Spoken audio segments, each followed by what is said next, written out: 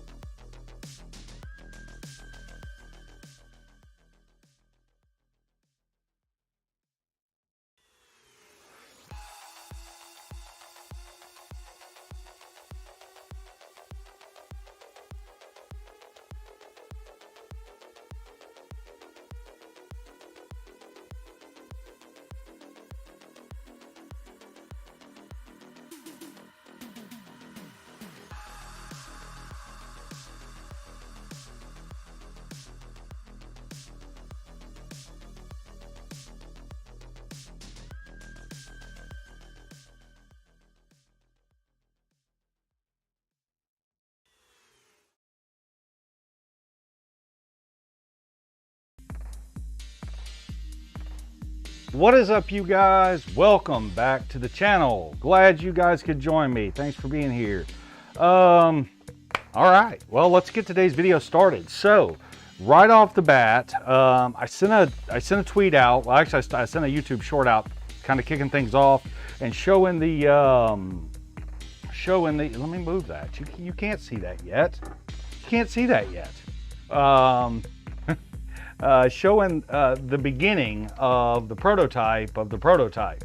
So I've spent the past several days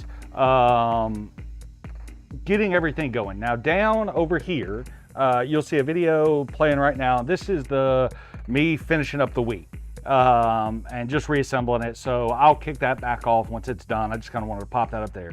But the prototype of the prototype. So let me kind of rehash a little bit.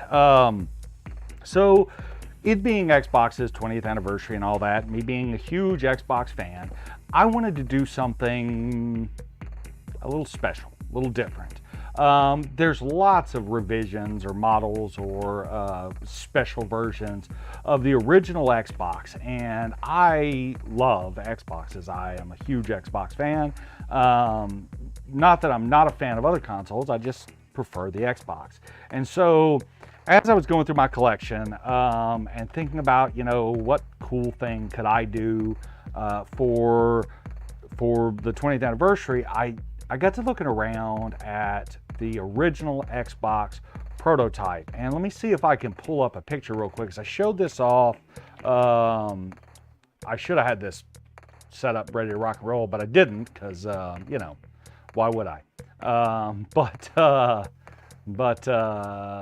At any rate, let me see if I can switch over to, where do I have it? Where do I have it? There it is. And let me switch over to that. There we go. So this guy right here, this is when Microsoft released the original Xbox, or when they were announcing it, this was the prototype that came out. And of course it was all aluminum and it was huge and just a big chonky boy. And that was kind of what they used to prep the world for the imminent release of the Xbox, the original one. Incredibly cool little gizmo, very neat. And of course that looks nothing like what the original Xbox looked like when it released. What it originally looked like was that. And this is just the lid of one, but you know, it's what it looked like. There you go, that's better. It was just it sort of kind of looked like that, but it was a little bit different. And so instead of being all aluminum with these really cool fins and all this stuff, you know, ended up being black plastic. And they had the Xbox, that X shape there in the middle of it, but you know, it wasn't exactly like they had originally envisioned and prototyped. So anyway, so I was going through all of my Xboxes that I've got over there, my original ones, and I decided I wanted to make the one that they should have done, right? Which was the original, that giant aluminum X. Now, so I went to kind of start designing in Tinkercad a little bit with you know, some of the tools available, and I was going to do it in Fusion 360. The only problem with doing it in Fusion 360 is I really had no idea. Fusion 360 is great if you've got a general idea of what your shape needs to be, and you can kind of draw an outline and extrude it up from there and modify some stuff, but I really didn't have that. I really had no clue, other than I knew it was going to be a giant X, right? And so I started off in Tinkercad because I can use basic building blocks and just kind of whittle the shape and design it from there. And so as I started working on it, I got to the point where I thought, well, you know, one of the things that I've got to do is I've got to print a prototype of the prototype first, because even though, and I'll pop it up for you real quick. Let me see if this is it. Yeah, here you go. So this is me in Tinkercad, literally designing from the very beginning that entire thing. And of course you can see I've gotten the top left-hand side, top left-hand side up there of it printing, of my 3D printer printing the bottom of it. But with Tinkercad, like I said, I could take shapes with a micrometer and whittle them down to exactly what they needed to be, and I could do all the cutouts and all that. And of course, down in the bottom left, you can see me kind of taking those measurements and then coming back over to Tinkercad and adjusting them and all that stuff. And so I posted the video of it printing as a YouTube short. Why are you? Sorry, my dog decided he loves to be over here. No, oh, I know, you got a bath. Okay, go away. Okay, I know, I see you. I see you. Go, but it's time to go away. Okay, all right, go. Go on. No, you can't come over here right now. Go. Good boy, go. Sorry, dog decided to come over and visit us. So at any rate, I posted the YouTube short and it got quite a few views, and it still is. It's doing great. And I got some questions for some people wanting to ask about my Ender 3, about my 3D printer. And I said that I would talk a little bit about it and explain some of it. So I originally bought an Ender 3 Pro, and I played with it out of the box. It was pretty cool, but it was loud and annoying because it was loud and annoying. Anybody that's got an Ender 3 or a Pro or a V2 kind of knows. And it's so funny. The number one thing that you do with your 3D printer is upgrade your 3D printer. You don't print with your 3D printer, right? You upgrade it. And so that kind of started me down the road of upgrading the 3D printer. And so what I've got on it is I immediately switched out I'm trying to think where to start. Let me just, so it's got a dual Z axis. It's got the Delrin lead screw nuts on it. It's got, so the original, my brain's completely blank right now. So the hot end, yeah. So I took a Satsana design for the hot end cooler and reimagined it a little bit, and it's got a 50-15 on it for the blower fan, for the part cooling fan, and Noctua 4010, yeah, for the hot end cooler. And then it's got the upgraded Creality hot end on it with hardened steel nozzle. I'm only running a 0.4 right now just because that's just what I got in it. And then I took the direct drive mod that's out there for it and printed that as well, modified it a little bit, and put a pancake NEMA 17 for it, and then with the upgraded extruder and all that stuff. So and then I added some LED lights to it underneath the Satsana and underneath the top of the gantry. And then I put a blink cam on it so I could monitor it and see how it was printing. All the printed parts on it, I printed off on my Elegoo Mars 2 in Soriatech build. The smoke black color, it ends up like a smoke blue color. It's pretty cool. And then I put a CR Touch on it and upgraded belts and the Creality Wi-Fi box, and I upgraded the main board to a 4.2.7 board along with the CR10's all touchscreen, which was a complete nightmare to get working. And it's got a 60-watt hot end heater. Whew, that was a bunch. And I also upgraded the wheels and everything else. So at any rate, so I did all of that, and I wanted to run through that list because a couple of people had said, oh, that's really cool, Ender 3 and all that. And I'll be honest with you, it is fantastic, man. That thing prints flawlessly amazing. It's silly. It really legitimately is silly. Really good printer. I don't, as I said a minute ago, I don't print with it because you don't print with them. You never print with your 3D printer. You always modify it. And so I do have, I did end up getting a another 3D printer, FDM printer. It's an Xvico X3S, and that one is even more stupidly upgraded just because YOLO, I guess, right? You only live once. But that one is to the point that I don't even really want to run it. It gets so absurdly hot that it's. I did get a big hood, big cover enclosure for it, but it's too big. And so I need to break out the portaband and shave the arms down and all that so I can tin it in, and then it'll probably be more reasonable to print with, I think.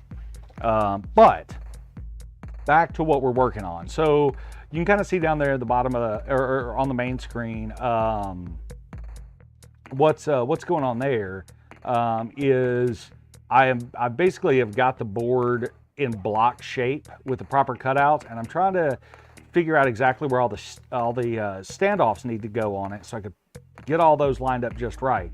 Now, that was pretty complicated. And I could have went with every single standoff that the board originally has, but I chose not to do that. I chose to only go with a handful of them. I don't know the total count, but I didn't need every single one. I think I got 6 or 7 on there. I'm not sure. But I got those set up and lined up on there, along with a support plate. Now the support plate ended up being absolutely critical.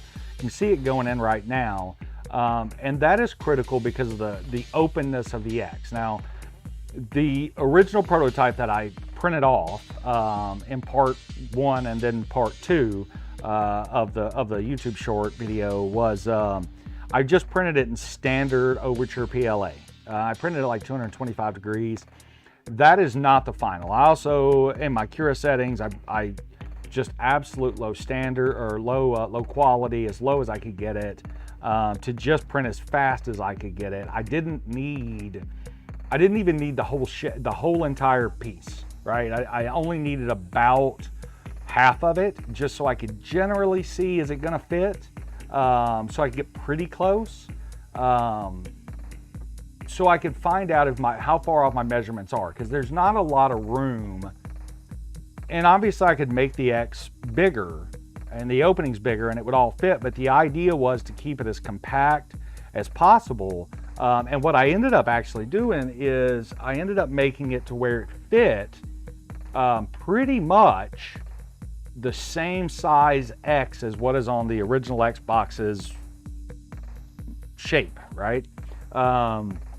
And so that ended up working really well. But like I said, I had to print off a prototype because I'm just dealing with squares right now. That's all I'm dealing with, that you can kind of see on screen. And you know, dealing with squares that are roughly the size is not the same as dealing with the actual shape, right? And so, or with the actual shape of the items going in it. And so I really needed to print that first prototype to get it all going. Now, the Xbox that we're working on now, that we're gonna recap and do all that stuff, is not the Xbox that's going in this. This one is going back in its original box and going to sit on the shelf, never to be used again. So, but we'll get into that in a little bit. So I've got, you can kind of see here, I've got the shape generally laid out and everything's pretty close and pretty tight. But now, of course, we have to get into where some supports are going to be. The power supply I've got on an angle in this, but I found out later I think I can get away with it not being on an angle. I think I can get away with putting it flat, but I needed to make it that shape so that I knew it would fit in the opening that it's in. So I ended up making a support for the bottom of the DVD drive. I'm gonna have to revamp this a little bit, but that's kind of where, you know, a 3D printer comes in handy. Is you can prototype something, lay it out, get a pretty close approximation, and then refine that a little as you go. So that's kind of what I'm doing here. Is I've got the general idea of roughly what I want, but then, you know, rapidly we can print that off and we can take the actual hard parts, put them in there and see, well, is this gonna fit? Is it gonna work this way? Or is it not gonna work this way? So I can tell you this, I've done a rough test fit, and it fits, but man, is it snug. So I'm gonna have to make some adjustments to it, which is no big deal. We'll do that. I'll show you kind of that stuff once we get it ready to rock and roll. So I think right here I'm finishing the last bit of the hard drive support. Yeah, that's what I'm doing right there. Which ended up leaving me with an absolute ton of room in it for the hard drive. And I could switch over to a SSD or to a small 2.5 inch drive and save myself a whole lot of room, but I don't want to do that. One of the concerns I do have is I'm not sure if the stock fan will fit, but I'm not super worried about that either. And the reason being is if it doesn't, I've got plenty of room for like two 4010s or 4020 fans I can shove in it, which will be fantastic. So this morning, Colonel Falcon, if you're watching, hey dude, what's up? He put a tweet out showing all these cool prototype Xboxes, or I say prototypes, all these cool original Xboxes and whatnot, and all these revisions of it. And he said, you know, which one, if I'm at the game store, which one should I get? I think I can pretty much kill this at this point, can't I? Can't I stop that? And can't I remove that? Yes, I can do that. Okay, cool. All right, so he posted a tweet about, you know, it had like 4 different Xboxes and it was all really cool. And he said, which one should I get? To which I responded, perhaps this one. And I showed a picture of the bottom of it along with me printing the top of it, and he was pretty intrigued by it. And it's got a whole lot of likes and retweets and all that stuff, which is great. And I really appreciate that. So I guess, yeah, I guess without further ado, let's flip over here and let's get into it. Let's show off this thing. Let's see where we're at. So this is the board. This is a 1.1 board that came in it. And without getting into too much detail on this guy, here's what I can tell you. It's obviously all the caps need to be replaced. Thus, my big shout out, of course, to Console 5. Those guys are amazing. They sent over absolutely everything that I could need to recap it, which is fantastic. Along with the caps for the power supply, I picked those up as well. Here's the board. So I'm going to set him kind of aside for now, and let's break out this guy. So here's where we're at so far. Now I want to tell you, sorry about this side. So what I ended up doing when I was getting this thing prepared in Cura was I flipped this bottom side. This is 4 separate prints. So this entire shape over here is one, this section is one, this section is one, and this section is one. And then I've got screws that you guys should be able to see in there that are going to hold it all together. So at any rate, when I flipped this over and lowered it down to where it would be at the right height, so that I didn't have to print all 150%, all 100% of it, which this thing, don't get me wrong, is going to be almost double and change this height when it's all done, but I needed to know if my parts were going to roughly fit. So I guess let's find out, huh? I think what I'm going to do is switch over to the mobile cam, and that way, maybe let me move this out of the way a little bit, and maybe you guys can get a slightly better view of it, and we can kind of see what we've got going on. So I'm going to try to position this in a way that makes sense for you guys. So this guy, our board, goes in, and this is an incredibly tight fit. Let me think, how does this guy go? First things first, before we even do that, there is another piece that I need first. So this little piece right here, and this is where I'm gonna have to make an adjustment. The bottom, this little push pin right here, this guy that pushes and holds down the plastic cage for the heat sinks actually contacts my support plate, which is absolutely no good. But again, that's why we prototype. You guys will hear me talk about that a lot. This is why we prototype these things. This is why we do it and make one first, is so that we can find out for 100%, you know, before I go spending, you know, 50 bucks or whatever it's going to cost me, or I don't know, probably 75 bucks by the time the resin and all that stuff is done, you know, and then maybe another 20 in paint and blah, blah, blah. Before we go doing that, we can prototype it and find out what's going to fit and what's going to work and what isn't, so that we don't waste a lot of time and money, you know, making something that we find out later doesn't fit. Because, like I said, you can mic this thing out all you want, right? And you can get it as close as you know, think it needs to be, and you know, everything's pretty close to perfect. And then you go to assemble it and you find out what I found out, which is, hey, you know, I missed a very important measurement here or there, that's going to interfere. And you know, one of those particular measurements or one of those things I missed was this little push pin right here. Has to be, I'll show you, see if I can get a good shot of it. Let me snug these up. So this little push pin, I don't know if you guys can see it right there. This guy right there, he pushes up on the bottom of this and causes a separation that's not supposed to be there. So let's see here.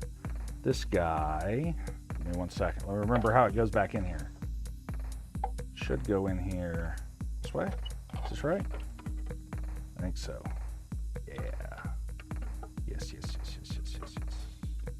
But I think it's got to, this thing literally is so tight, it will literally only go in one way. One exact direction is all that it will go in. Oh, I should have never taken it out. I had it all in, and then I decided to take it out because I'm stupid.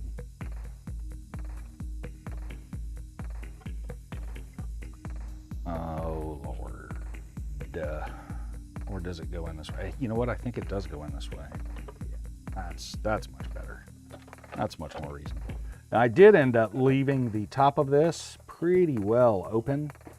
So I don't know if you guys can tell from what I'm doing. So one of the measurements I'm fighting with here are the size of the capacitors, right? So as I go to push this board in, it's literally so tight I'm hitting the capacitors. So I've got to kind of wiggle past those a little bit, which is more than a little bit of a pain to do. But I've had it in here several times, so it ought to go back in. We just got to remember exactly how. There we go. Come on. Gentle. Gentle. You up just a little bit. There we go. Nailed it.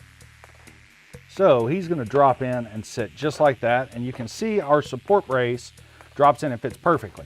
However, here's where we run into problem number one. Problem number one is this capacitor, okay? This capacitor right here, okay?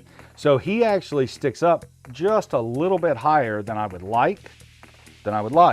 He'll work, but it's a little bit higher than I'd like, so I've got to sort that out in the final go around of this. I tell you what I'm going to do too. Let me stick this screw in so that the board doesn't go flying off everywhere.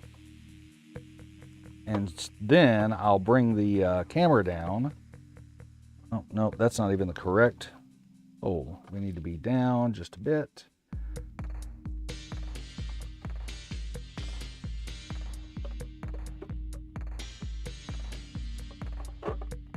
There it is, right there. Got it. Okay. Another thing that I will say about this is somebody had asked, man, it'd be really cool if you could tweak the design to get Xbox Series X or Series S in, to which I responded, that's no problem. I mean, it is a problem, but it really isn't. It's kind of all, it's all in the layout. It's all in taking your time to make sure that your layout is going to be correct. And that's really all there is to it, man. Getting the layout correct is fairly simple. And I say fairly simple, it's obviously fairly complicated and difficult and a complete and total pain. But it's just a matter of taking your time with things and making sure that everything lines up where you want it to. That's really all there is to it. After that, you know, everything's pretty gravy. Okay, so we got those two screws in. And so I don't know if you guys can see, but let me pull the mobile camera down here and kind of show you. So what I needed to know first and foremost was the fitment here. I needed to know if this gap was going to be enough. I needed to know if my heat sinks were going to have enough room to breathe in here, which so you got plenty of room this way. Had plenty of room this way. And I did not print this back section for the fan. I deliberately left it off and printed the back half of this guy, even though I know the board's sticking out. I don't care about that side. And the reason is this is the heat sink over here. Can you guys see that? Yeah, there you go. The heat sink over here, this is the highest point, right? And so it is taller than this capacitor and everything else. So if this capacitor or if this heat sink fits, then everything over here will fit, right? And so bringing my camera down here, let me find a good place to prop him up. See if we can't get him up a little bit, gain a little bit of height here. There we go, that'll work. So once he's in here, this dimension right here was critical because this is where our DVD drive fits, right? These dimensions in through here were critical because this is where our hard drive is going to fit. The face of this, not as critical because I can adjust it in or out, right? And the other part that was critical was the power supply and how he fits in. So originally I had him designed to kind of sit at an angle like this down in this bottom corner, right? But what I found out was I have enough room, and I didn't know that I would, that if I'm slick about how I do it, I can actually just lay him flat in there just like so, and I can just build standoffs. I've got plenty of room.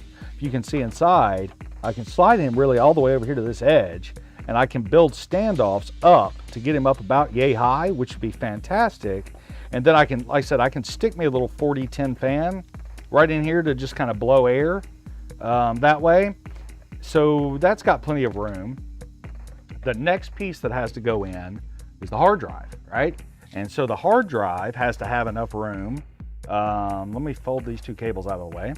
So the hard drive, slide all of this over. Let's see here. So the hard drive has, now the hard drive, everything is going to mount backwards, right? And so when I say mount backwards, here's what I mean. This is the rear of the board. And usually the hard drive and the DVD drive both face the back of the board. But in this case, the connectors are going to be the opposite direction, facing the front of the board, because that's just the only way that it will fit. So our hard drive, we've got plenty of room, and all I've got to do is come in here and countersink me a couple of holes to line up with these guys so that I can screw him in and make him nice and tight. And again, I wasn't ready to do any of that yet, okay? Now, the DVD drive, on the other hand, has to sit backwards as well. And when I say that, I'm gonna have to rebuild and make this guy, this front door drive, and I'm gonna have to make him flat. And we'll try to emboss us an Xbox logo here. So when I first assembled this with just the bottom, I thought, oh my God, because I thought that I had originally designed it to fit this way, and there was no way it was gonna fit. And then it occurred to me that I was not as smart as I remembered. And so I actually designed it to fit this way. And it is a very snug fit. This is where this capacitor problem comes in, right here. But there is just enough room, just enough to get him by. Now the part that is stopping me from getting him by are these two standoffs right here. I did not take into account these two, or the two on the, or this one on the bottom. So I've got to, this shape is gonna have to grow just a little bit so that I can make room to mount these two screws right here down. But this will go in here. It's just a matter of a little bit of effort, and let me spin this around so I can get a good view on it. But it does fit. It is just a very snug fit. There we go. And come on. There we go. Beautiful. So once we get into about right here, we start running into a little bit of a space problem, because we are at the limits of these two little humps. There is no room left to go vertically, right? And I need a little bit more vertical, which means, because we're dealing with the shape of an X, we need a little bit more X dimension and a little bit more Y dimension, or Z dimension, right? Our Y, our depth, backwards and forwards, is kind of neither here nor there. We don't really care so much about that, but I need a little bit more X and I need a little bit more Z to make it fit. Now, if I remove that guy, the heat sink, that does free me up a little bit, and I can kind of push and force him in, which I'm not going to do, but I can.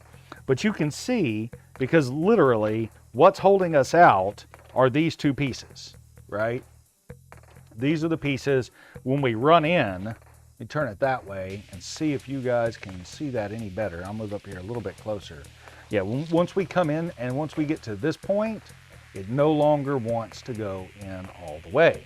So we've got a little bit more design work to do, but we are very close. The board layout, I'm gonna go ahead and remove this guy. Now, the board layout is pretty good. As far as the overall shape goes, the layout is pretty good. I'm pretty happy with it overall, as far as where the components are gonna fit. I'm even pretty happy with the heat sinks, because it leaves just enough room. Now, I will say, a lot of these capacitors on this board, let me spin this around and grab the mobile cam. Actually, I don't even have to, but just spin it around for you. So a lot of these guys right here actually shrink with our kit from Console 5. A lot of the capacitors, especially these guys right here and this one stays about the same, but a lot of these shrink as technology has progressed and gotten better and all of that. A lot of these guys have just gotten physically shorter, or, you know, smaller in other dimensions that will have tons of room. So what is part two, step two of this process? So step two is we're gonna dimension out this and make it physically bigger, right? Not much, just a couple of millimeters here or there, until we can fit these standoffs here and here in there, and then we should be pretty close to golden. There's not really much more we should have to do to it, and what I'll end up doing is, once I dimension those out and get those where they'll fit, I will print another half like this, right? Like we've got. I'll print another half of this and do another test fit with all the hardware physically in there. I'll figure out the dimensions on where these two screws mount and how high the standoffs need to be and stuff like that. For the power supply over here, you know, figure out the mounting holes for this guy, and then I'll sort all of that out and then make the mounts for the DVD drive, all of that, and print the other half, the new half. If everything lines up, then I will reprint this, and I've got a lot of work. I'm going to be bluntly honest. I do. I've got a substantial amount of work to do left. So in Tinkercad. So, and what I mean is, so if you take a look, I should have taken that out. So if you take a look at some of my layer lines here, or where some of my joints fit, right? You see these lines here and here. I can make those go away. I just kind of failed to do so right off the bat. I just did not do a good job of getting those properly lined up and removed. The other thing that I have to do is the mounting on this thing presently absolutely is a nightmare to get in here. It really, really, really is. Getting these screws to all mount, I cuss this thing because so when I printed it, normally for a structural piece, you're going to want at least 4 walls, right? 4, and that's how many layers, at least 4. And you're going to want at least 4 tops and bottoms, which this prints this way. So you'd need 4 bottoms and 4 layers on the top. And then your infill, which for those of you guys that are not 3D printer geeks and don't know about it, that's fine. So this little wavy pattern that you see right in here, right? That's called infill. And for something structural that's going to be, solid and need to carry load and all of that stuff, you want to raise that infill amount, right? And you actually want to raise it pretty high. Most likely on this, when I do the final print, I will end up printing it in probably PLA Plus, maybe PETG, maybe ASA, I'm not sure yet. PLA Plus honestly is good to it starts going to a plastic state and to where it's kind of starting to get droopy at about 110, 120C. So I'll probably being the operative word here, man, the lighting on this is terrible. Let me see if I can adjust that some. I will probably print it in PLA Plus because I don't see the need for anything else. That doesn't mean there's not a need for anything else, but PLA Plus should do the trick just fine. Is it brightness or is it my gamma is too high?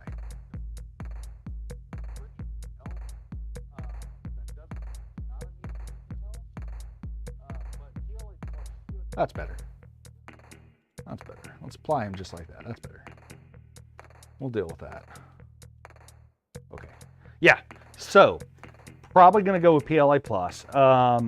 As floppy, as pushy as this thing is, it is now, and that's why that brace is in there. Once I put this brace in here,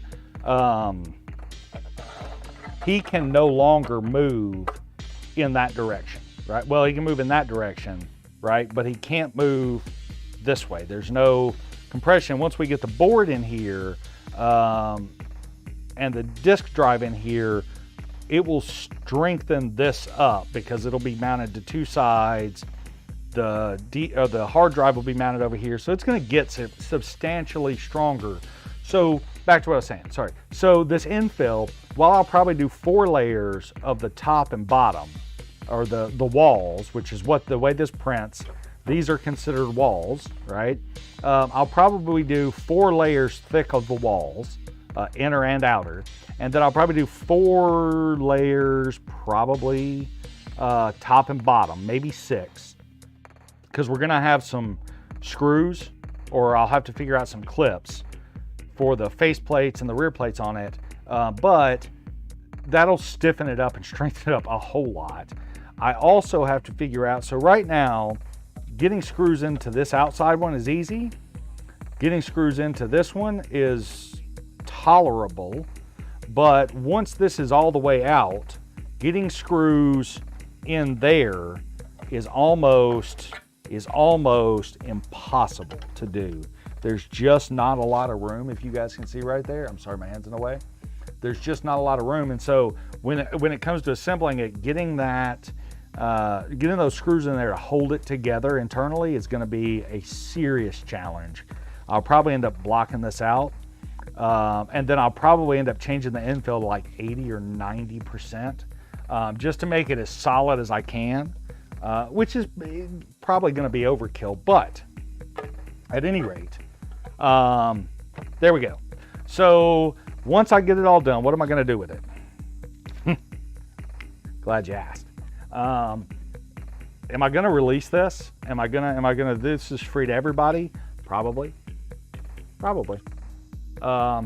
Once I get it where I'm happy enough with it and where I feel confident enough with it, and where I know that no matter which revision Xbox board you have, it will work, I will most likely release it, and you guys can make your own. Once we get there, I don't know. I don't think we're quite there yet. Once I get also all the parts done, then I've also got to figure out the face on this and the rear panel. The rear panel is not a big deal at all. It's just a blank piece. I've also got to figure out, once it gets further back, those cool ribs that you saw in it. I don't know. Do I still have that up? Let me see if I can switch over. Let me see. Yeah. So these cool ribs that are back here, right? I'd like those in it. I really would. And if I transition over to this picture, can I get over here to it? No, because those are little bitty pictures, aren't they? Yeah. Let me find one. Yeah, this is bigger. This one's a little bit bigger. This one's a little bit bigger. Yeah, but that's a thing. That's better.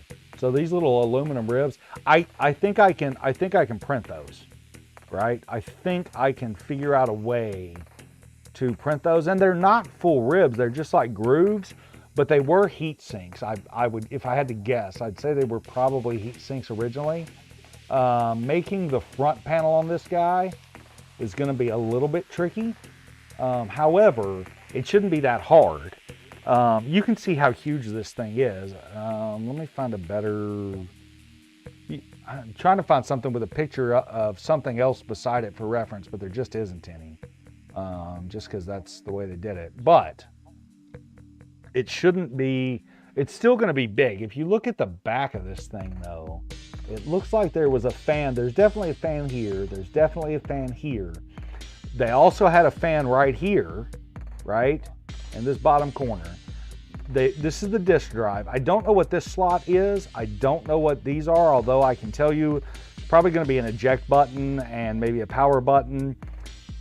This, I'm assuming, was probably a power switch, because that's about the shape of a switch. You can see the screws they put in the back of it to hold it all together, and the little slots in it, which, like I said, I think I can print those. That shouldn't be that tough. You can also see the poor fitment on the thing. It just didn't fit all that well, which, I mean, for a prototype, it originally was, probably did not fit all that well to begin with. But glossing over all of that, you can also see over here, this is a great kind of image of how deep the thing was. Just huge, just gigantic. But glossing over all of that, I also am going to have to figure out a place for the controller ports back here.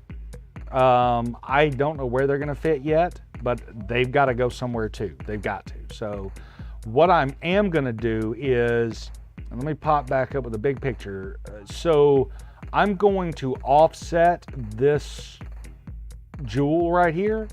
I'm going to lift him out a little bit and allow this to pull air in from around the edge of it. I'll probably leave, I don't know, maybe like a millimeter or two gap, so that it can pull fresh air in from there and exhaust it out the back, which will probably be good. You obviously wouldn't want air blowing in from the front of the thing. I don't think you'd want air blowing in that way, blowing in from the front or from the back and then out the front. I think you'd want it sucking in the front and out the back, and that's probably what I'll do on it. But at any rate, yeah. So very cool. We're making great progress on it. I'm very excited about it. We've got a lot more work to do, a lot more, but I wanted to show you guys this. I also wanted to show you too, I'm going to take the original lid right here. This was completely and totally, by the way, by accident. 100% by complete accident. So you guys can see, this is the original lid for this Xbox. If I set and lay this guy over, let me get up here where I can see. So I'm a little bit smaller than this, but as far as my X shape in here, I'm not that far off. So I can grow this a little bit. I'm pretty close. I don't know if you guys can tell. Let me switch over to the mobile cam and grab this guy, and I'll come up here, and so you guys can kind of see I'm pretty close. I got a little bit of room there. I can grow, and kind of in this dimension I've got a bunch, right? But in this side dimension I'm pretty close to that shape, which is pretty cool to me. I thought that was pretty neat. So anyway, so here's what we're gonna do. I'm gonna sit this guy down before I break him. Put this guy back over here before I break him. Here's what I'm gonna do. I'm going to pull up, what do I wanna do? Because I'm gonna go take a break real quick. I need to use the bathroom, and what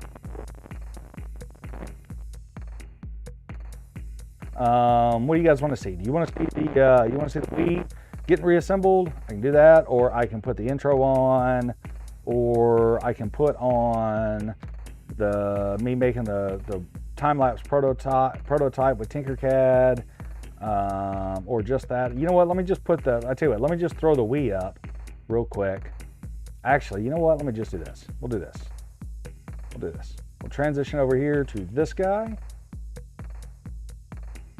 and we'll put this back up, and just kind of leave it just like so you guys can kind of see all that going on. And I'll let that play for a few minutes. Excuse me. I'm gonna go take a real quick break, and when I come back, we're gonna take this board and the power board, we're gonna recap him, clean them all up, and put that entire board back together, because the actual Xbox that we're gonna be using is this guy. It's another Xbox. It's all the way down here. All right. Yeah.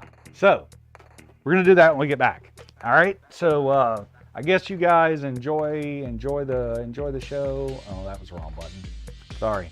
You guys enjoy that for a few minutes, and I'll be back here momentarily.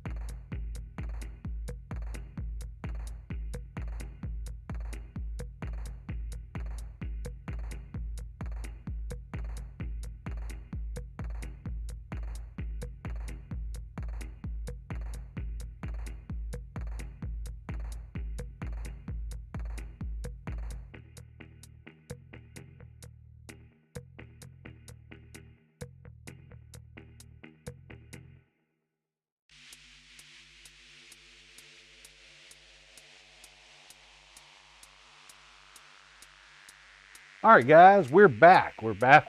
Okay, so, yeah, we're back. So, we're going to start, I'm going to move some of this stuff out of the way. We're going to start recapping this guy. And I've been kind of debating on which one I wanted to start first. I think I'm going to start the board first, and save the power supply for later. I don't know. It really doesn't matter which one I do first. But the board's going to require a little bit more extra work than would normally have to do, just because it's got a lot of leakages, a lot of leakage on it. And a lot of capacitor leakage on it, which is no good at all. So I'm going to switch over to this guy. Man, I love having all these cameras. I really do. It's great. I got like all these camera views I can switch around and do stuff with. It's awesome. It's great. It's fantastic. I am going to go ahead and fire up the desoldering gun. That's gonna, you know what? I don't even know if it's clean. I really don't. But that doesn't matter. We'll clean it. I'm gonna soak this whole board. And yes, I'm just soaking the pee out of it right now with isopropyl alcohol. Yes, I am. We're gonna get a online best service toothbrush. It's the only toothbrush we use around here. I say that a little bit tongue-in-cheek. So I ended up buying these online best service toothbrushes. I go through a lot of toothbrushes. I do. I use them to clean Flux and everything else, and off of boards, and scrub dirt and dust and debris and nastiness all off the board.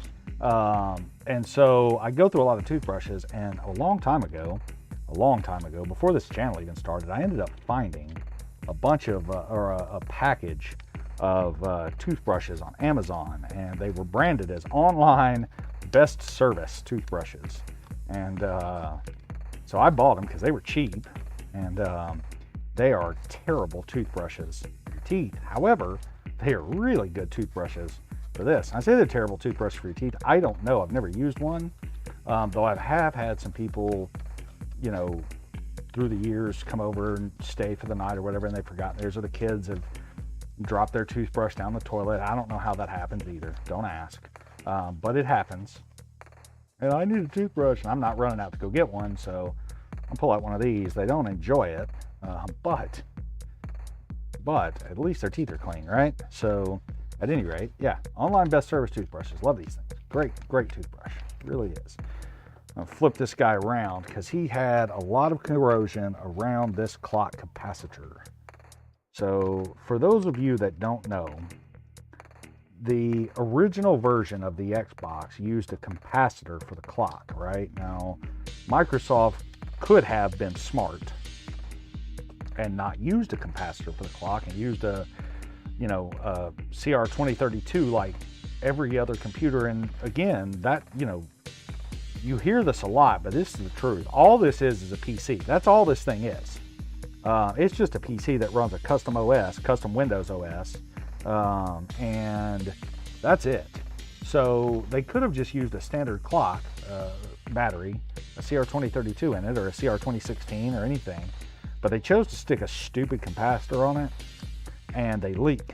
Now, because we routinely deal with vintage consoles, that's pretty much, I do some stuff with some newer stuff occasionally, but for the most part, we mostly deal with retro vintage consoles around here. And this is now officially, I think at 20, I think that's the age. I think that's what we're going to call it from now on. At 20 years old, you're officially a classic retro vintage console. So at any rate, one of the big downfalls of this clock capacitor leaks. And the first revisions of this board, version 1.0 and version 1.1, and I think 1.2 were the worst. But all of them, I didn't know what that was. All of them do. All of them do. I don't care which version you got, they all leak eventually. And every electrolytic capacitor will eventually leak. Whether it's used or not, they all will eventually leak. But that one, the clock capacitor on these is notorious for being a very, very, very easy leaky boy. So, voila. What I like to do is, so that's going to be step one. And then I'm just going to take isopropyl and pour it down this board and let it just drain off. And let all of that gunk that's in there everywhere run down this board, pour off onto our paper towel. And yes, that's a complete and total waste of isopropyl alcohol. Yeah, but I buy this stuff by the gallon, and it ain't cheap. But you know what else ain't cheap? Replacing a console. That's not cheap either, I know. Replacing a console because you couldn't be bothered to properly clean one, that is also not cheap. So we'll just use our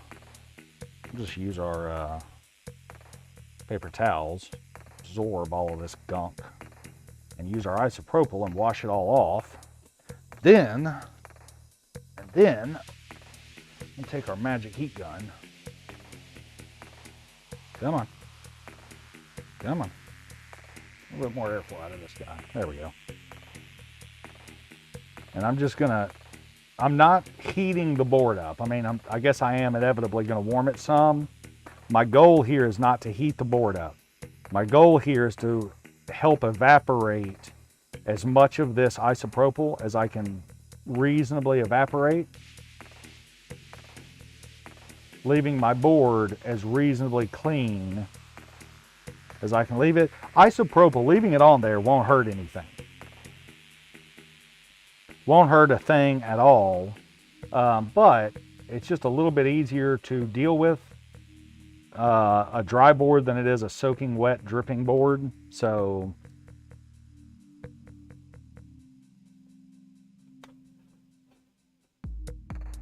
a little bit of the old hot air gun, dry everything up nice, or at least get it mostly dry. Isopropyl alcohol, by the way, is also not conductive, and as an electrician, not conductive bothers me because everything can be conductive given the proper amount of voltage and or amperage, current. For those of you in the rest of the world, in America, we just go by amperage. But given the proper amount of voltage, current, everything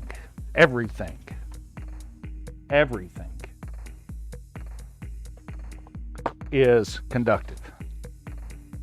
It's just how much it takes to get through it. That's what it boils down to.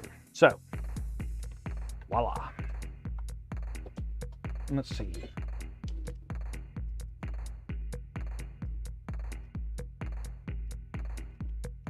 Yeah, he seems to be reasonably working. Okay, so the first one that we're going to remove is going to be this nasty little clock capacitor right here. And I'm going to remove him. I did order the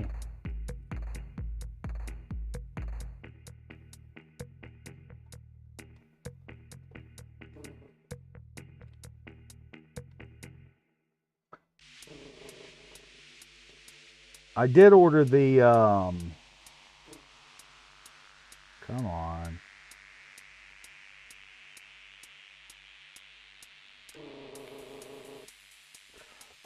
Well, I kind of figured that was going to happen. So newer consoles use, the newer the console, the less lead is in the solder. And the less lead there is in the solder, the hotter you have to be and the less it likes to flow. Here we are. And thus starts the fluxing. Now, always make sure. I like a lot of guys like Hackos or the new TS, whatever they are. Me, I like my Yahiwa soldering iron. It's what I personally prefer. But it really doesn't matter. And I've shown this in another video, in an older video. It really doesn't matter. It does, but it doesn't. What you prefer, what you use. The most important thing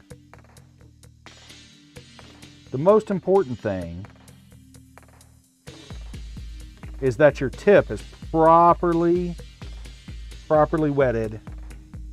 Am I even loosening the correct one, or am I an idiot? Might be an idiot. Well, that's it.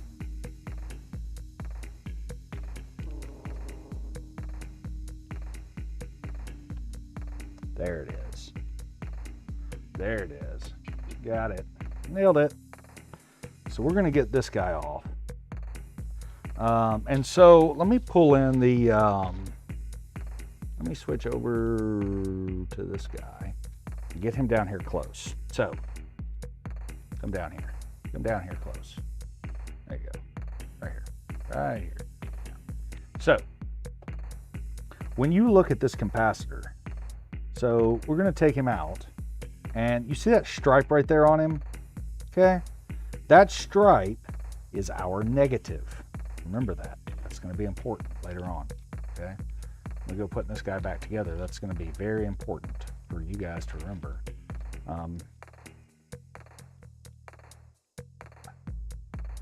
Okay. So I also want to point out while we're here, so if I can get this pointed down here enough, come on, come on, come on. So all of this gunk that you guys see built up right there, let me get a flash me light. There we go. So all that gunk, that right there is corrosion. And it's all in and around these components, these little resistors and capacitors and stuff in here. And if we don't get rid of that now, we ain't never gonna.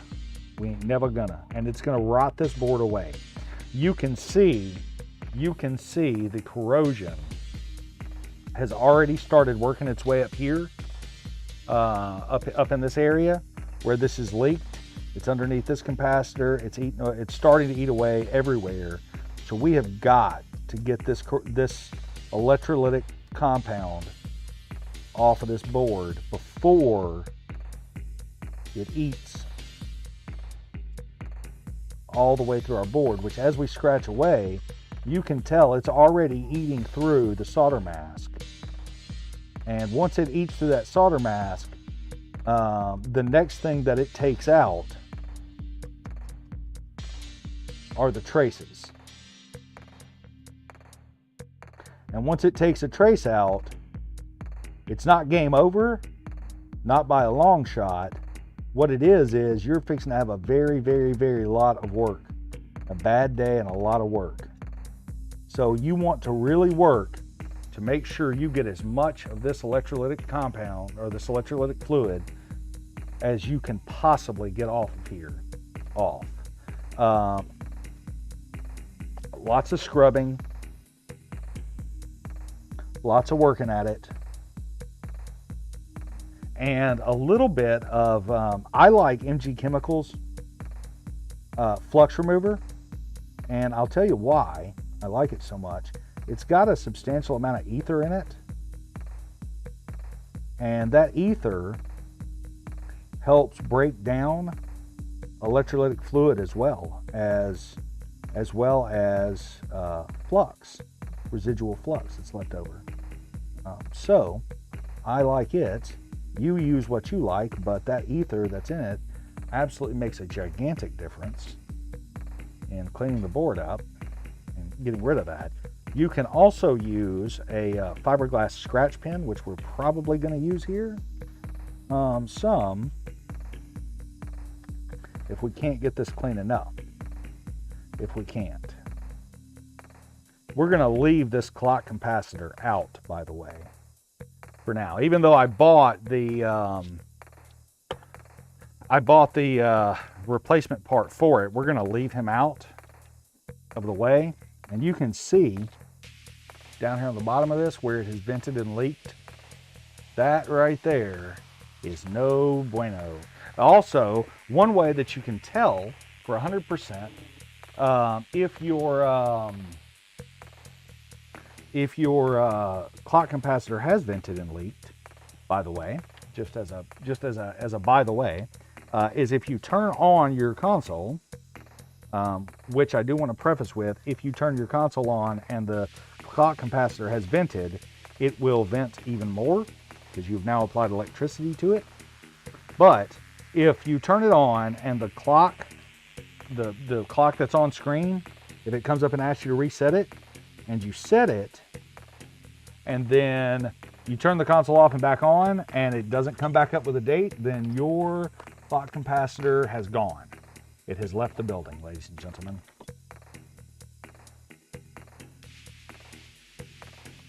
I'm going to use our little fiberglass scratch pen. I really need to buy another one of these. I really do.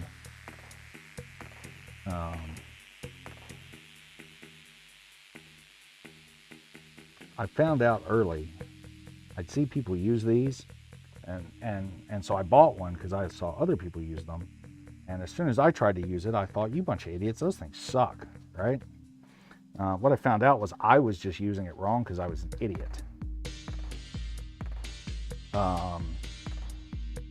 The thing with a fiberglass scratch pen is there's a technique to using it. And mine is about out of fiberglass. Matter of fact, I think by my twisty, I am out of fiberglass. But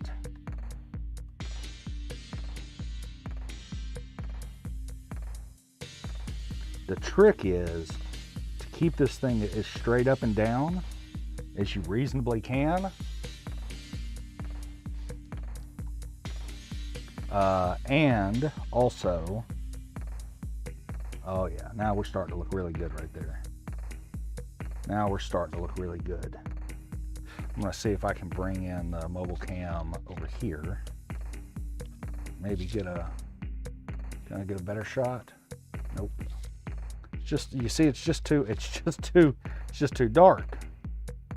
Even though I've got all the light in the world over here, you crank him up a little bit, and maybe I can bring him down some. Does that help? Does that help at all? No, not really, huh? Well, in that case, I'll tell you what I can do. I can do what I did not want to do. We can fire this guy up. I really did not want to do this, but we can. There we go.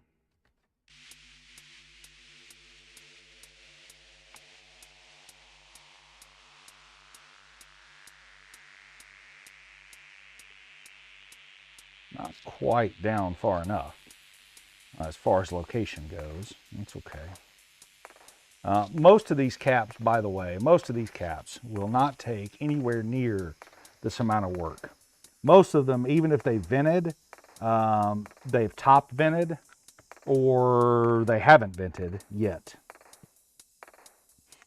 which is good.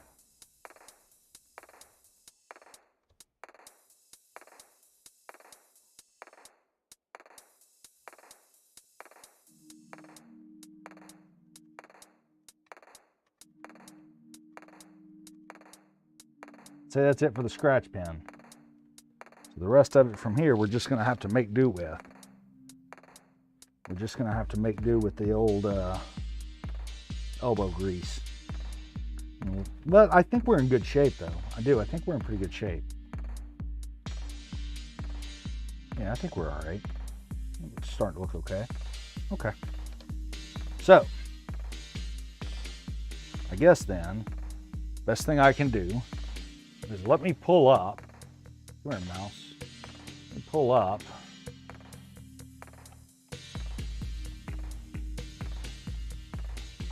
Console 5's Tech Wiki.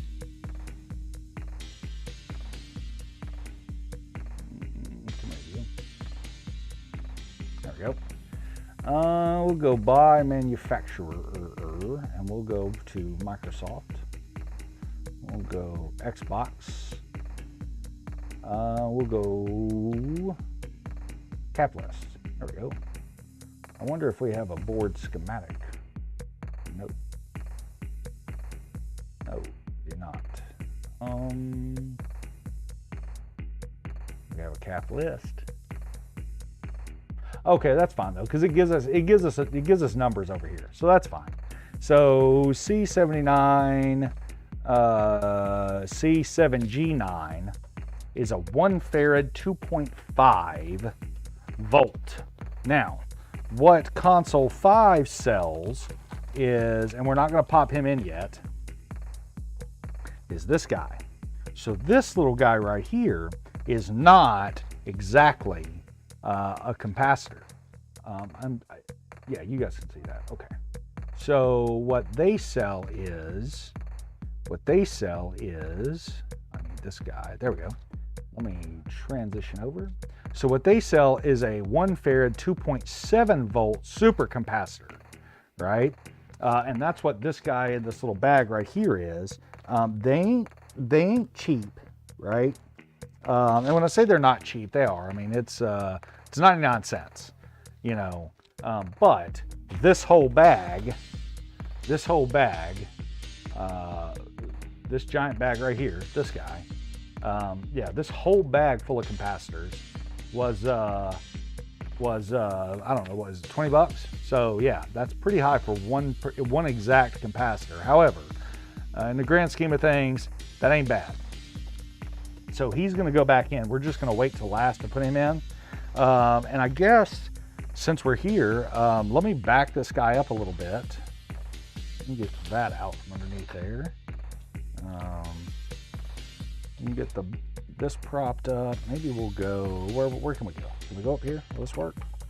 It'll work if I can get him set up, huh? All I gotta do is figure out how to set him up. And then we can tilt down. There we go, that ain't too bad, huh? We can move this guy over here. Shed some light on the subject, maybe a little bit. I'd really like a little bit more bright lightness, huh? Let me see, just wait. Just wait. Maybe I can,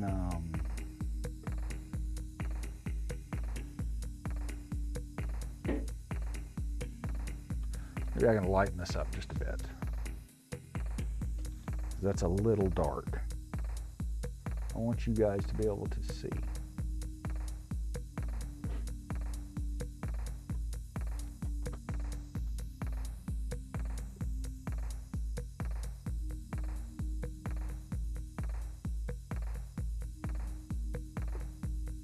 How's that?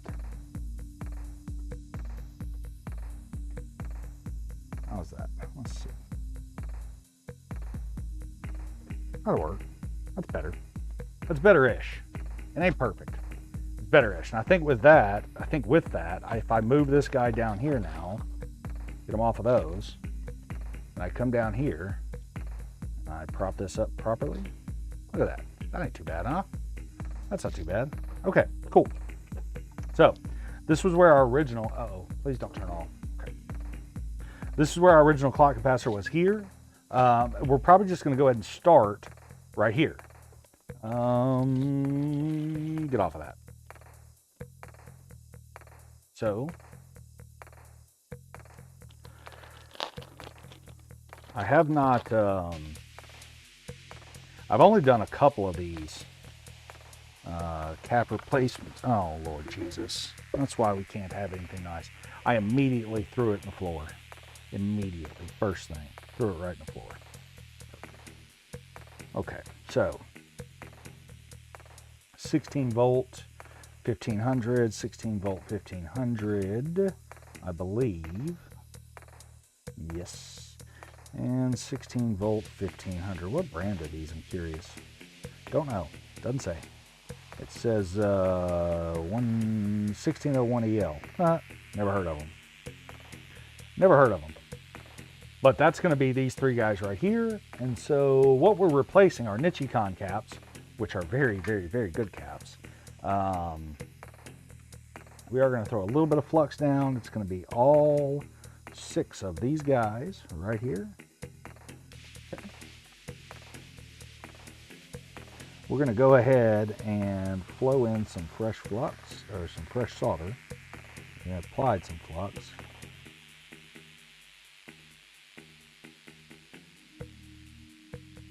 So a lot of times with the newer components, the solder is harder to heat up and doesn't like to melt as well.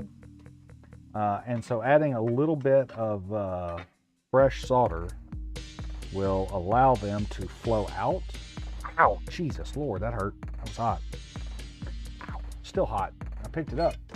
It's intelligent, wasn't it? So let me show you how I do this. So I take a finger and I put a finger. You guys can't even see that. You can't even see that. So I take a finger, right, and I put it on the capacitor I want to remove, right? And I kind of hold the board with two hands, like so. And then I come in here to the top, or to the component leg, heat him up, give it a second, give it a swivel, like this, where I'm wiggling it, okay? And then I repeat on the next one. And what wiggling with that finger right there does, I'm not forcing it, I'm just giving it a little bit of a wiggle. That ensures that that component is free to remove. Now, again, it doesn't matter, okay? It doesn't matter. I've got that color is cranked. Maybe I need to adjust that a little bit. I don't know, do I? I don't know.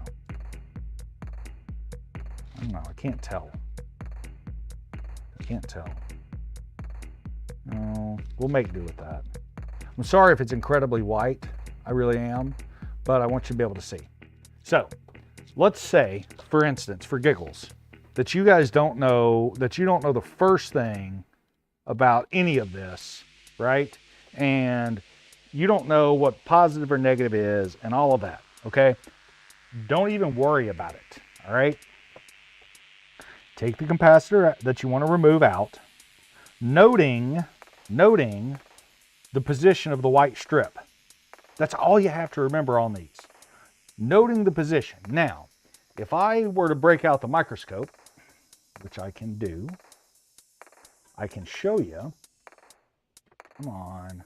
I got my test leads over here propped up in the way, but I'm going to do this just so I can show you on this board what exactly we're looking at. So let me switch over here to the old microscope view.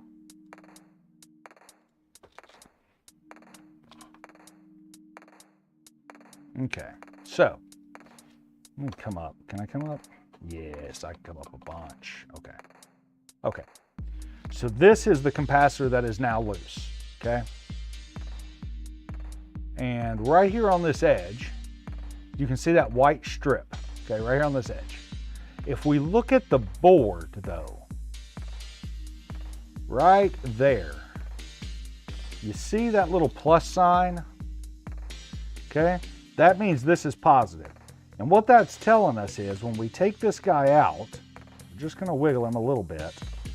When we take him out, okay, what that's telling us is this side is positive, this side is negative, okay? That little plus sign is showing us this is our positive, which is showing our white lines, this is negative, okay? That's what that's telling us. So you don't have to be super concerned about, well, I'm not sure which way it goes. You don't have to worry about that a whole lot, all right? You really don't. I mean, you should make sure that you're putting them in and taking them out correctly and all that stuff. But it's not a huge deal if you look for the white here and you look for the white stripe, okay, that's on your capacitor, okay? If you put the white and the white together, then you're good, okay? That's what you have to worry about. Also, if you're following along at home and you've got this pulled up, you've got Console 5's Tech Wiki pulled up on your web browser and you're looking at this, that's C7G1, okay? Let's remember that number, and I'm going to show you how this, how their console guide works. Let me switch over here, okay? So if we come down here to C7G1, right here, okay? This is us, C7G1, 1500 microfarad. That's what that UF stands for, is microfarad. Can you guys see that? I don't know that you can, because I think, I'm gonna pull you up here and let me slide you over here. There we go. All right, sorry, you couldn't even see that. So coming down the list, we find our C7G1, okay? 1500 UF, right? For those of you guys that are not electricians, UF is microfarad, and 16 volt. Now, if you're new to the channel and you've never watched one of these capacitor replacements before, here's what I want to tell you, okay? And I'm going to make this super quick and easy. 1600 UF, right? Microfarads. Farads is the capacity rating. How much, think of it like a battery. How much capacity, how long will it last? Will it hold a charge? Because essentially, all capacitors are batteries. They're just really fast batteries. They charge really fast, they discharge really fast, right? They won't last very long, right? But they charge and discharge really quickly. So that 1500 UF in this case, right? In the case of this capacitor, right? That is how long this will last. That's the capacity. The 16V that's on this one, right? That's 16 volts. So let me tell you about these guys. You can increase the voltage, right? So this is rated at 16 volts. You can go to 25 volts. You can go to 50 volts. You can go to 100 volts, and it doesn't matter. But if you change one of these and you don't have the rated capacity, the 1500 microfarads, right?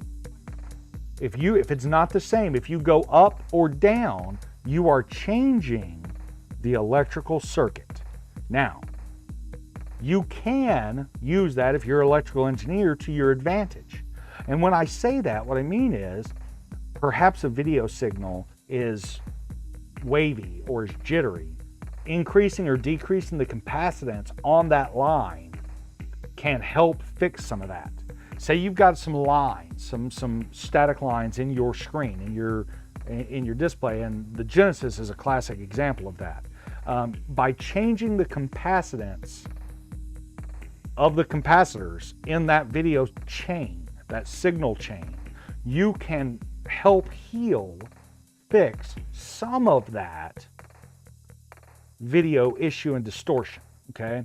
However, if you're not an electrical engineer, if it says 1500, put a 1500 in it, okay? You can change the voltage up, don't go down, up, right? If you go down on the voltage, right, if you put like a 10 volt in here, or a 5 volt, or a 6.3 volt in here, what's gonna happen is when this circuit energizes, it's going to explode this capacitor, and all the electrolytic fluid inside is going to vent out and leak all over your board. But if you go up in the voltage, it's fine, completely fine. Just don't change the capacitance unless you know exactly what you're doing and why. Okay, getting back to work now. So over here on console, we know we're C7G1, this guy right here. We know it's a 1500 UF 16 volt. So if you're following along, if you're doing this at home, when you read this number, let me switch back over to the microscope. When you read this number right here, this number, right, you can correspond that with what's on Console 5's Tech Wiki, and you can replace that capacitor with the correct one, okay? In our case, we just happen to know what it is, so we're going to, now that I've explained all that, I tell you what I'm going to do. I'm going to put one of these guys in, and I'm going to show you in a microscope how you do it. And then we will zip through the rest of these. So we're going to find our white line, we're just going to poke him right through, okay? All the way down, flush to the board, okay? When I say flush to the board, let me transition over to this guy, okay? And we'll come in nice and close, right? And so when I say flush to the board, you can see this guy right here. I mean all the way down. So don't put him in up, all the way down. Now, the only exception to this is if you explicitly need to fold this capacitor over, right? and some of the older consoles will have these folded over, then by all means, leave him up and fold him over. But there are tricks to that, and I'll show you those in some of my other videos. For this one though, working on an Xbox specifically, all the way down flush to the board, okay? And then we're gonna look underneath and we're gonna find these legs, okay? We're gonna hold him up, okay? You see my fingers on him right here, holding him up flush to the board. We're gonna put a little bit of flux, okay? We're gonna take our soldering iron, okay? And our solder, put a little bit of solder on the tip of our soldering iron, come right up here to this leg, just touch it, down at the bottom. That's it, we're done. Same thing, that's it, we're done. Done. That quick, that easy, okay? Just like that. Now, if you're doing this at home, again, you're following along and all that stuff, and you wanna know how to do this, I am running probably hotter than you're gonna want to. I am running at about 420 degrees C, which is probably a little bit hotter than you're gonna want to at home. Notice I'm also coming in with flush cutters, and I'm cutting these component legs off, okay? As close down, as tight down to the board as I can get them, okay? And so I'll switch back over to our microscope, and we will find where we're at. Right here, these two guys, okay? These are the two we just put in. These are them. So we can come back over here and just heat them up and make them look pretty. Beautiful. Excellent job. You did great. Very proud of you. Also, when you're done, come in with a little bit of flux remover, a little IPA, a little isopropyl alcohol, and clean that flux off of that board. And then your board will be left beautiful, you'll be happy, and it'll last a long time. So, having done that, we're gonna switch back over, away from our microscope, and we're gonna get down to business on this guy once I figure out how to get comfortable. Yeah, we'll just have to work at it. It is what it is. Okay, so we're gonna come back in here. We're gonna come to our second one.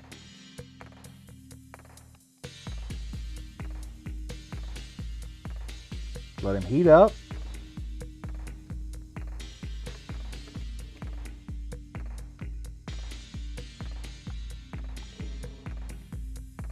And if we have to come back and apply some more solder to it to loosen him up all the way, we will.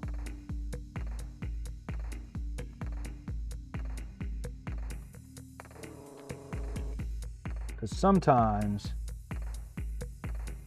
they don't like to let go, especially so back in the day, and we're talking, Commodore 64s and Nintendos and the original NESs and even the Super NES and Genesises and Amigas and stuff like that. The solder joints and the vias, right? So a via is the little hole where the component goes through the board, right? And so back in the day, those vias used to be huge. And so clearing the via was very easy. And the boards were mostly single or double layer at most. So there weren't like extra layers inside the board that you had to fight through and everything else. And super easy to remove these. But as we kind of progressed to multi-layer boards, clearing these guys became substantially more difficult.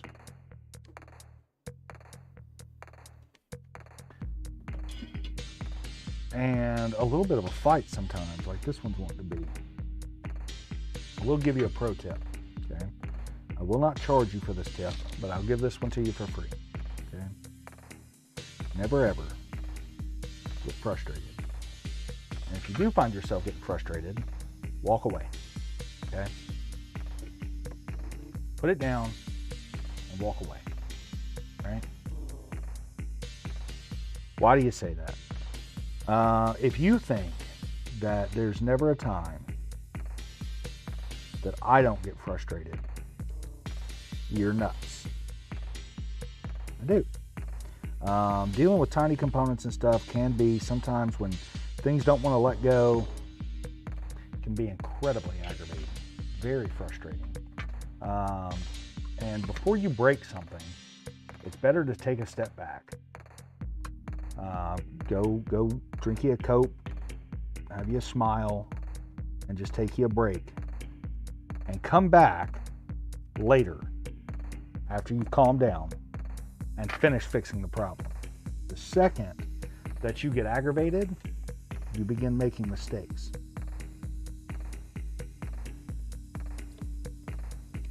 So what I've got here is a via that would not clear. Okay? That's going to happen.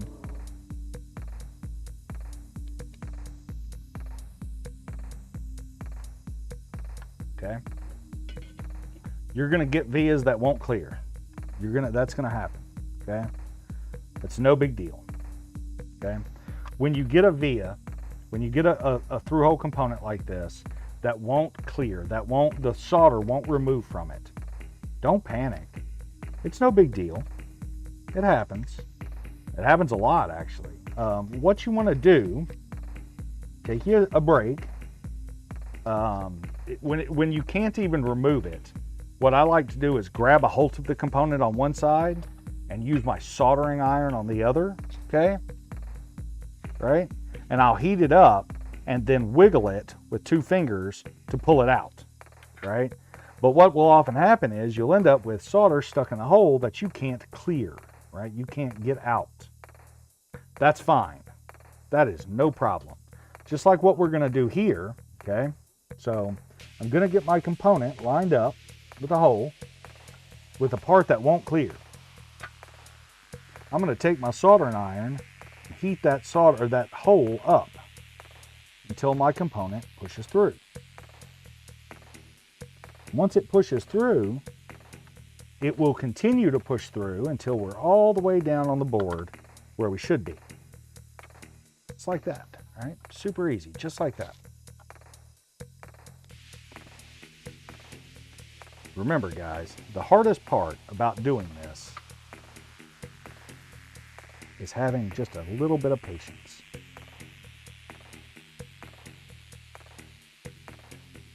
Just a little bit of patience. That's all this takes. Okay?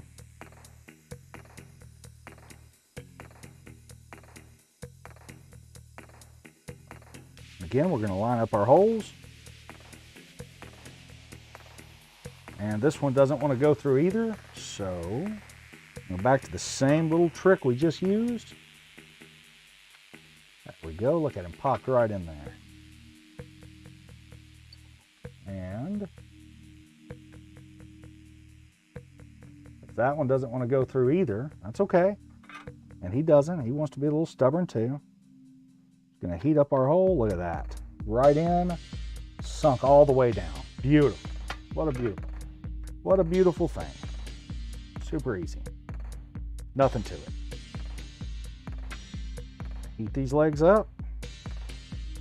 A little bit of solder on us. Flow those guys in there just like that.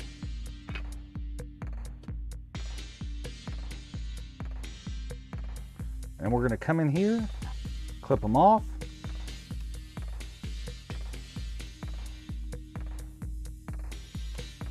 Just like this. So our component legs out of the way, a little dab of flux remover, and our online best service toothbrush. Don't use your personal toothbrush, by the way. Pro tip right there. Don't charge you for that one either. Don't use your personal toothbrush. If you're going to use your personal toothbrush, don't use that personal toothbrush ever again in your mouth. Voila. Beautiful. Done. Great. Good job. So, oh Lord. Oh Lord. Look at chat. This guy here. This guy here. This guy right here. There you go. Oh, it doesn't work. Stupid OBS. Stupid OBS. It doesn't work. Bummer. So, ow. Man, I'll tell you what. I know I'm not doing anything on screen right now. I've pinched something in my neck. Man, it really, really, really hurts. A lot, a lot. I mean, it really does not feel well. There you go.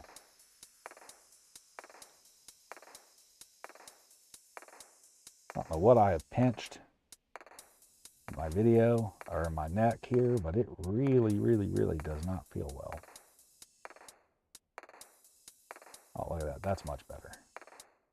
I'll try to take some of the gamma out of it. There we go. I'll try to apply that. Okay. I'll try to hit OK over here and see if that changes up the look any. Does that help? Yeah, that helped. That helped a bunch. Man, I have pinched something, a nerve in my neck, and it is killing me. Jeez Louise.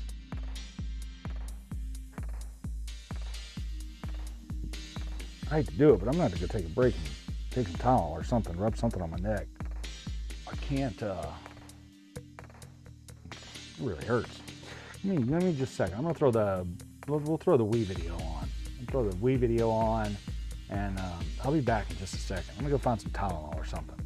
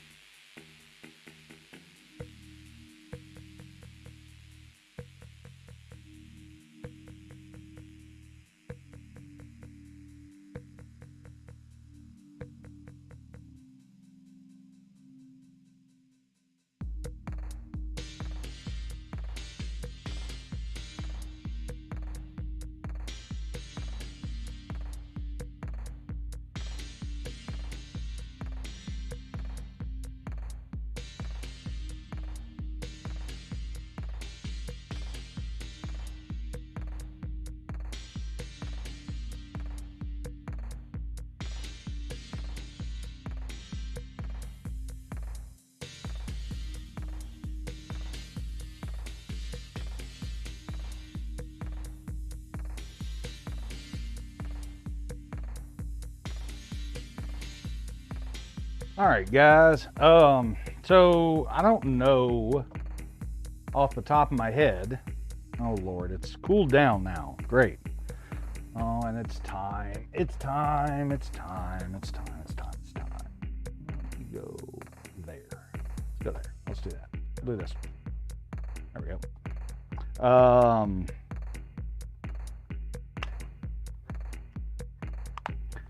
Sorry. It's time for me to take one of my heart pills. Give me 1 second.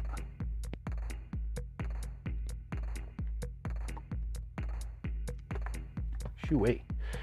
Okay, so I don't know how long my neck is going to allow me to do this, but until it gets so painful that I just can't stand it anymore, we're gonna keep pushing forward. Is what we're gonna do here. It's what we're gonna do here. We're just gonna keep pushing forward until we just can't stand no more. But I'm gonna do this top down for a very specific reason, because I'm gonna move a little bit faster than I've been moving.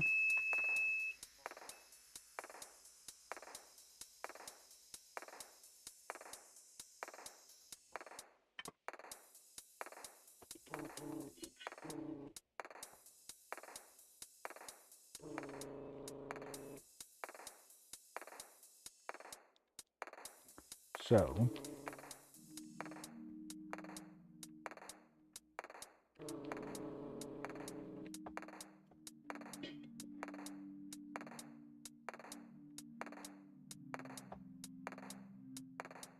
voila.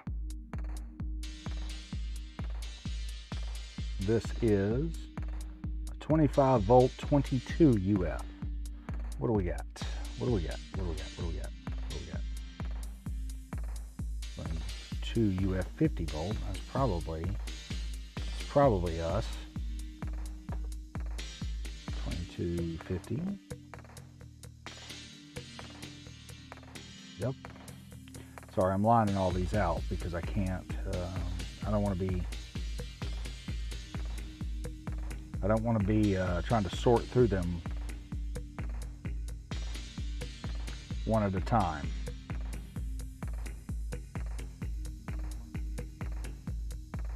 I think this is going to be it. Take all these and push them up there out of my way. I think that's what we're going to have. So what Console 5 has done is exactly what we talked about just a few minutes ago, which is they probably, so you can probably find, when I say you can, Console 5, I think it's Matt over there. Anyway, those guys could probably find the exact, what is this, 25 volt, 22 UF? They could probably find those, right? Probably could. But in order to find them, it was probably going to be either A, incredibly expensive, or they couldn't get them. So what they did is they went up on the voltage like we talked about earlier.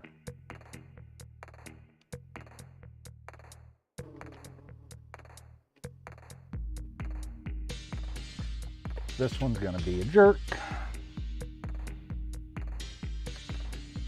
It's okay. That's okay. I don't mind.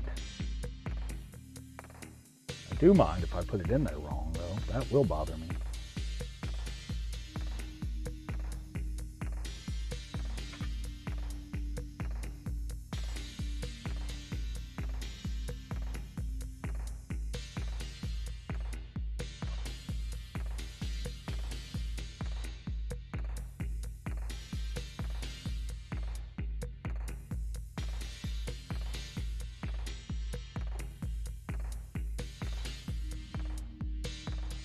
That will bother me if I put it in wrong.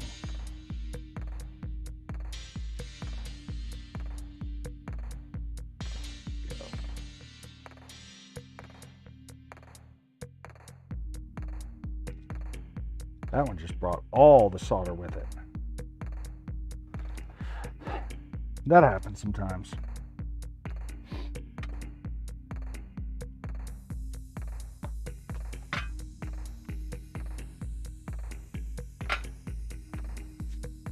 I did. There's my wonderful wife coming by to remind me to take my heart pill. She's very kind. Puts up with all of my stupidity. Which, you know, let's all be honest. That's a lot. It's a lot. It's a lot to put up with.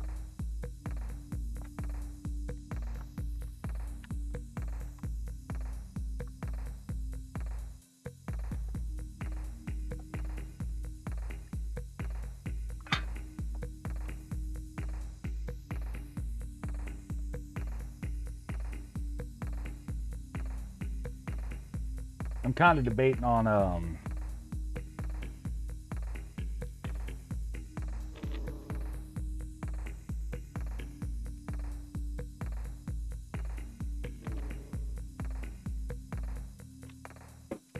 just going silly on these and just throwing mass amounts of heat at them. That's another of those. There's two. Until I get the result, the desired result. And of course the desired result, this is going to be one of those where it's every single one has got to be cleaned. Jeez Louise.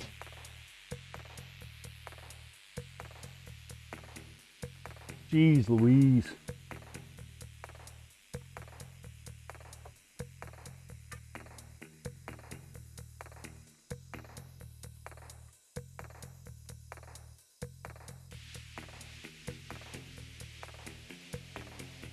All right. Nailed it. Yeah, I think from here on out what I'm going to do is just throw a just insane amount of heat at these. Because I'm going to be bluntly honest, that's kind of the only way that these newer boards ever really like to work anyway. Now, this little secondary move that you guys keep seeing me doing, that's coming back in and reheating them. You don't have to do that, okay? When I say you don't have to, you don't have to do that. Matter of fact, cleaning each one of these as we go, you don't have to do that either. You can kind of wait until you're all done and do them all at once. So we're going to do this guy. Put the flux down. You can wait to clean this board all at once if you want.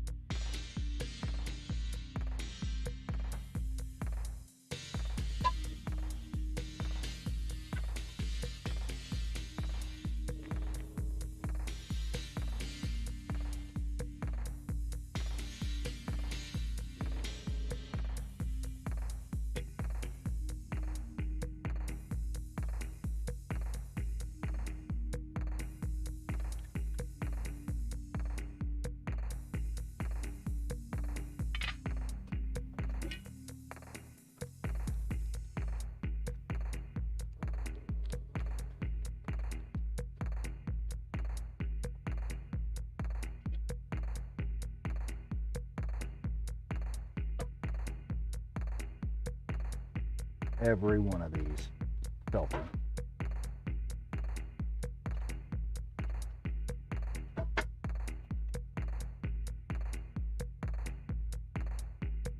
But if we don't come in here now and clean it and do this properly, then, you know, kind of what's the point, right? Kind of what's the point? Because if you're not going to go ahead and clean it properly to begin with, Why are you even doing any of it? Just nailed it.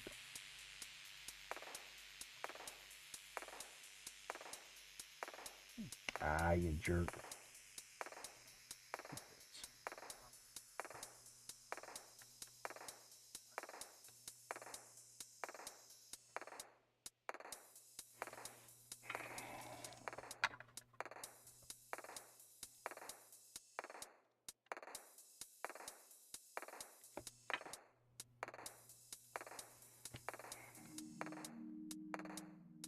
I was gonna, but then I changed my mind and now I'm not gonna.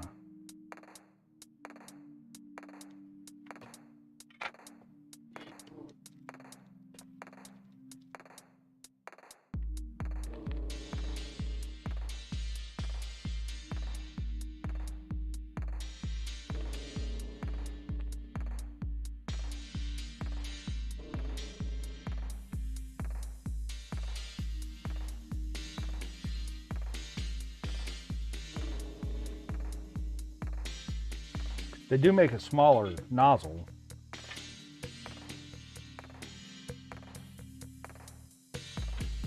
They do. This one's different. I'm gonna set him over here. I'm gonna try to clear this one more time.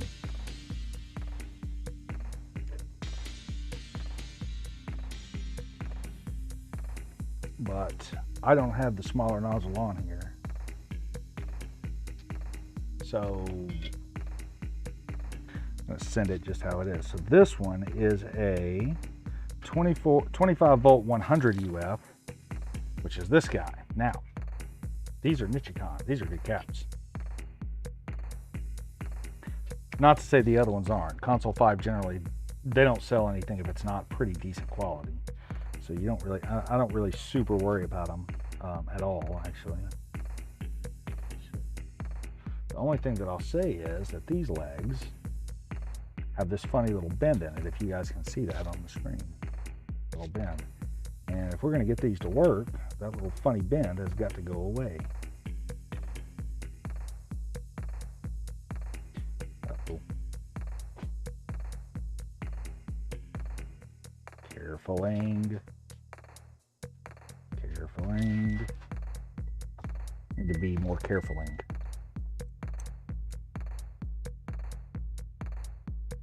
I need my other little needle nose pliers, but I don't know where they're at. There we go. Beautiful. I won't be doing this again. I'll do it a different way next time. It was way painful.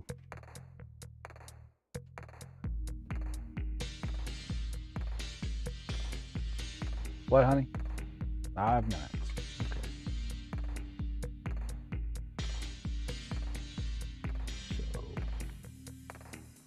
Wife has said that I have 5 minutes. Not sure if that's 5 more minutes to live or if that's I have to stop streaming in 5 minutes. I'm not sure.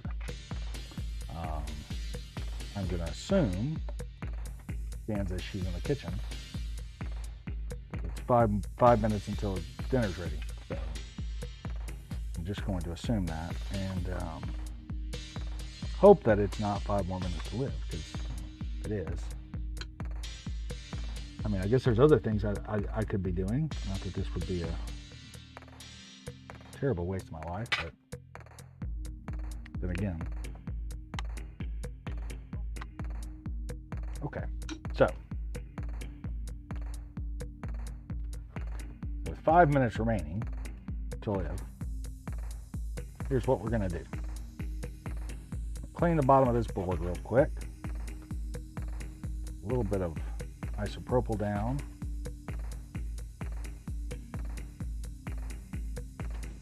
This is a good pretty clean, make it look nice. Flip this guy over. A little isopropyl down, clean all in this area where we've been working.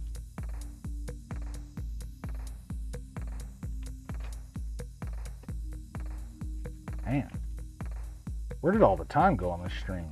I really thought, oh, that's right. We talked about the prototype for a long time, huh? Oh yeah, forgot about that. Talked a lot about that. So I'm gonna end this stream here, and maybe tomorrow. I don't know. Maybe tomorrow. Maybe I don't know. Maybe tomorrow. Maybe Tuesday. Maybe Wednesday. We'll come back and we'll wrap up the recap on this. And I guess let me go ahead and shut down all the gear. Let me shut down all the gear, and we will tin our tip really well. Always, guys, always leave fresh solder on your tip. Clean them really well, and then leave fresh solder on them before you put them away for the day. So, no, excuse me. So, what does that leave us for the day? Well, it leaves me with a gigantic pain in my neck. Terrible. It really hurts. And where did we get? So we talked a lot about the this guy, the Xbox prototype. We showed the fitment of this pretty extensively, which is really cool. Really happy with the progress we're making. I hope you guys are too. We talked about that quite a bit. Set this guy up some. So there we go. That's much better. That's probably too much. And we talked about what we're doing with this and what the future plans are. I still have a crap load of consoles in the wife's car. I've got to get out. I've got to get out of her car at some point. Absolutely have to.